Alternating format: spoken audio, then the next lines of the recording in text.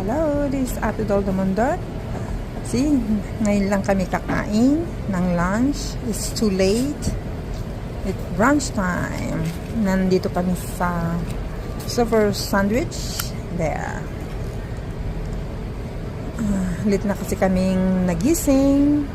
So, and then galing kami sa it's SBC. And then dumaan kami dito sa Cafe de Coral sa Super Sandwich. Yeah, this is our brunch time. Nagutom siya ng tuluyan, ng bigla. Kasi late na siyang nagigising. Ako'y napuyat din. So, shout out to Kuya Basams Matubang, Ate Edna Vlogs, Kalingap Rob, all Team Kalingap Partners. At Ate Dol Dumondon, don't forget. Thank you.